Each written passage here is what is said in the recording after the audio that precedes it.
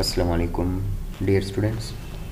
Functional biology second या 2 का lecture number 2 है आज हमारे पास। और इसमें हमारे पास जो टॉपिक है वो है स्पेसिएशंस। सो स्पेसिएशंस क्या है? अ species is a population of organisms consisting of similar individuals which can breed together and produce fertile offspring. Speciation basically हमारे पास एक वो प्रोसेस है जिसमें न्यू स्पीशीज़ बनते हैं।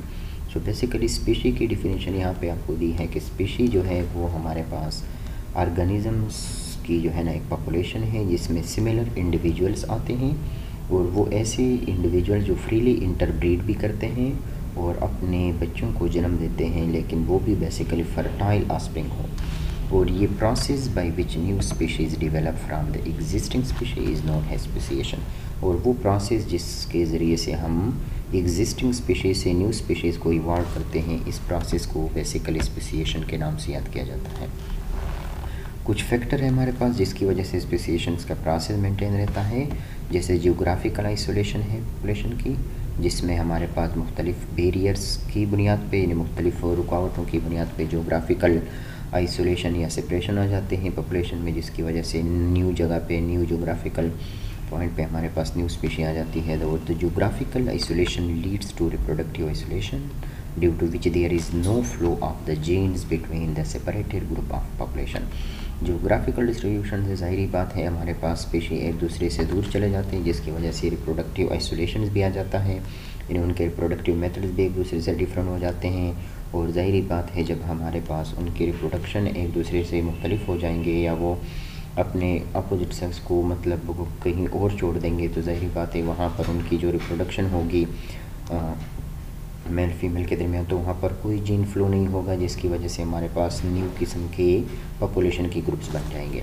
सेकंड फैक्टर जो है वो जेनेटिक ड्रिफ्ट है, जो कि ड्रास्टिक चेंज है in the frequency of particular gene by chance alone, यानी किसी एक जीन में एक ड्रास्टिक चेंज आ जाता है एक पर्टिकुलर जीन्स में बेसिकली एक चांस के ज़रिए से, यानी अकेले एक ही जीन में जब कोई चेंज आती है तो इसे जेनेटिक ड्रिफ्ट कहते हैं, यानी या मतलब कि लो लेवल पे या मतलब कि लेस नंबर में जो जीन्स के अंदर चेंज आती है। एक तो ये है कि एज ए होल ऑर्गेनिज्म में चेंज आता है with long period of time से, जिसे हम इवोल्यूशन कहते हैं, लेकिन ये बेसिकली जीन फ्रीक्वेंसी में जो चेंज आ जाता है। इसके अलावा variation cause in individual due to natural selection. Third factor जो है वो हमारे पास नेचुरल सिलेक्शंस भी हैं।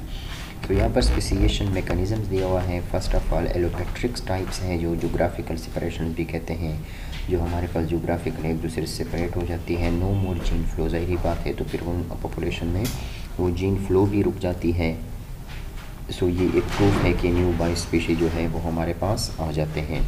और टाइम है सेकंड, यहाँ पर भी न्यू पॉपुलेशंस जो है हमारे पास इवॉल्व होते हैं ओन डायरेक्शन में, यानी टाइम गुजरने के साथ साथ ज़ाहिरी बात है नए नए ऑर्गेनिज्म हमारे पास आते रहते हैं। और थर्ड जो है बेसिकली वो है कि मार्फो स्पीशीज़ जो है, यानी मार्फोजेनेटिकली या मतलब फिजियोलॉजिकली या फिज़िकली हमारे पास जो है स्पीशी एक दूसरे से सेपरेट होते जाते हैं। नेक्स्ट आपके पास है कि how does the new species become morphologically different from the parent species, कि किस तरीके से एक न्यू स्पीशी मार्फोलॉजिकली अपने पेरेंट्स से डिफरेंट होती है। सो इसमें 3 फैक्टर है, नेचुरल सिलेक्शन भी है, फाउंडर इफेक्ट यानी नॉट जो कि नेचुरल सिलेक्शन, और थर्ड नंबर जो है आपके पास जेनेटिक ड्रिफ्ट जो कि ये भी नेचुरल सिलेक्शन नहीं है, यानी एक नेचुरल सिलेक्शन फैक्टर है और बाकी 2 जो है और एक फाउंडर इफेक्ट है और एक जेनेटिक इफेक्ट है। बेसिकली नेचुरल सिलेक्शन क्या है? द न्यू स्पीशी में adopt differently to new environment, यानी नई स्पीशी जो है वो अपने आप को मुख्तलिफ तरीके से न्यू इन्वायरमेंट में अपने आप को अडॉप्ट कर लें, या एक डिफरेंट सेट ऑफ म्यूटेशंस के साथ, जैसे डार्विन्स के फिंच उसने स्टडी की थी। और सेकंड जो है आपके पास डिफरेंट फूड प्लांट्स हैं या the different islands mean Finch adopted differently, यानी मुख्तलिफ किस्म के उनके जो सोर्स ऑफ फूड थे उनके अकॉर्डिंग नेचुरली उन फिंच जो कि उनकी बीक्स को भी चेंज किया था। तो यहाँ पर भी बेसिकली उसी चीज़ को रिप्रेजेंट किया जाता है। So thank you for watching and listening today lecture. अल्लाह हाफ़िज़।